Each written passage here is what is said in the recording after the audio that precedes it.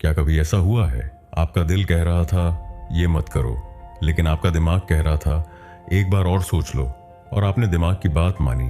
फिर कुछ दिनों बाद आपको एहसास हुआ, काश मैंने अपनी पहली आवाज सुनी होती। यहीं से शुरू होती है एक ऐसी लड़ाई जो हर इंसान के भीतर हर दिन चलती है, इंट्यूशन और ओवर थिंकिंग की लड़ाई। आज हम जानेंगे कि इन दोनों में फर्क कैसे पहचानें। इंट्यूशन क्या है? इंट्यूशन कोई जादू नहीं है, यह आपके भीतर की वह शांत बुद्धि है जो बिना शोर किए सही दिशा दिखाती है। यह जोर से नहीं बोलती, बस एक हल्का सा एहसास देती है, जैसे किसी कमरे में हल्की सी खुशबू जो सिर्फ वही महसूस करता है जो शांत हो। ओवर थिंकिंग क्या है? अब ओवर थिंकिंग को समझिए। ओवर थिंकिंग कभी शांत नहीं होती, यह हर संभावना का डर दिखाती है। अगर ऐसा हो गया तो लोग क्या सोचेंगे?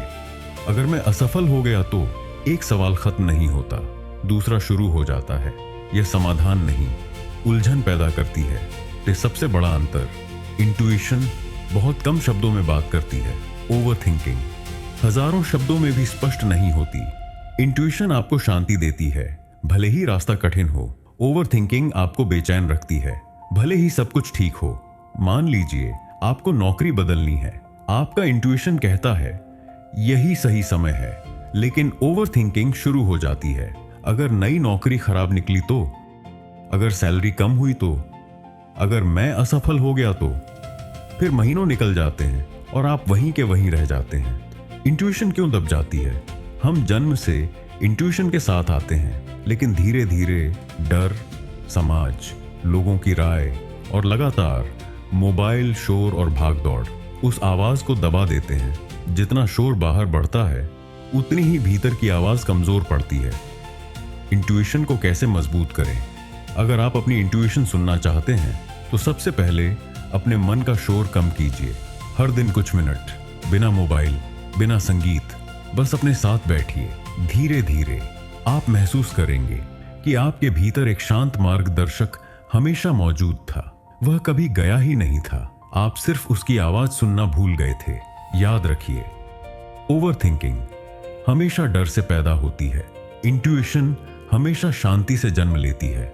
अगली बार जब आपके सामने कोई बड़ा निर्णय हो तो सिर्फ अपने दिमाग की नहीं, अपने शांत मन की भी सुनिए, क्योंकि दिमाग आपको तर्क देता है, लेकिन आपकी अंतरात्मा अक्सर दिशा देती है। शायद आपकी सबसे बड़ी ताकत आपके भीतर पहले से मौजूद है। अगर आपकी इंट्यूशन मजबूत हो जाए तो क्या बदल सकता है? सोचिए, अगर आप अपनी इंट्यूशन को पहचानना सीख जाएं, तो हर छोटे बड़े फैसले में आपको एक अलग तरह की स्पष्टता महसूस होने लगेगी। आप लोगों को बेहतर समझ पाएंगे, किस पर भरोसा करना है, किस मौके को अपनाना है और कब सिर्फ रुककर इंतजार करना है। इन फैसलों में आप पहले से अधिक संतुलित हो सकते हैं। बहुत से लोग इसे सिक्स्थ सेंस कहते हैं, लेकिन यह कोई जादुई शक्ति नहीं है। यह आपके अनुभव, अवलोकन और शांत मन का गहरा मेल है। जब आपका मन शांत होता है तो वह उन छोटे छोटे संकेतों को भी पकड़ लेता है जिन्हें बेचैन मन अक्सर नजरअंदाज कर देता है। इसीलिए कई बार आपको पहले से ही महसूस हो जाता है कि कोई निर्णय सही नहीं है या कोई अवसर आपके लिए अच्छा हो सकता है। डेली लाइफ में इंट्यूशन का इस्तेमाल कैसे करें? किसी महत्वपूर्ण निर्णय से पहले 5 मिनट शांत बैठें। तुरंत प्रतिक्रिया देने के बजाय खुद से पूछें, क्या मैं यह फैसला डर से ले रहा हूं या स्पष्टता से? हर दिन 10 मिनट ध्यान या मौन का अभ्यास करें।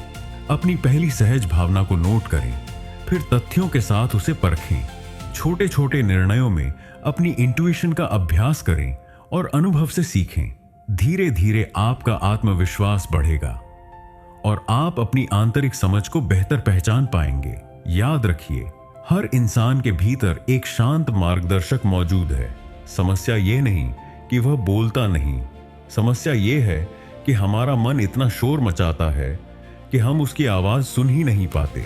जिस दिन आपने उस शांत आवाज को पहचान लिया, उस दिन आपके निर्णय बदलेंगे, और जब निर्णय बदलते हैं तो धीरे धीरे पूरी जिंदगी बदलने लगती है। अगर आपको ऐसी ही गहरी स्पिरिचुअल विजडम, माइंड साइकोलॉजी और लाइफ चेंजिंग नॉलेज पसंद है तो राइज बियॉन्ड लिमिट्स परिवार का हिस्सा जरूर बनिए। इस चैनल को सब्सक्राइब कीजिए क्योंकि यहाँ आपको सिर्फ मोटिवेशन नहीं बल्कि ऐसी बातें मिलेंगी जो आपकी सोच, आपके निर्णय और आपके जीवन को नई दिशा दे सकती हैं। वीडियो पसंद आया हो तो लाइक करें, अपने अनुभव कमेंट में जरूर लिखें और इसे उन लोगों तक पहुंचाइए जिन्हें इसकी सबसे ज्यादा जरूरत है। याद रखिए, जब दुनिया का शोर कम होने लगता है तब आत्मा की आवाज सुनाई देने लगती है।